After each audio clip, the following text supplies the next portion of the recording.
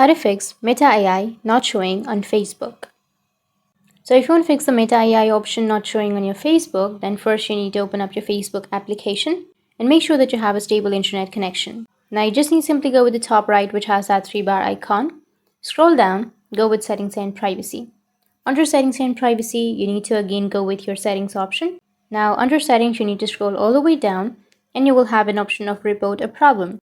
So you can simply go with report a problem, but if you don't have the option right here, go with help and support and then tap on report a problem and go with continue to report a problem and just wait for a few seconds till it loads. And after that, you can either tap on include or don't include anything that you're comfortable with.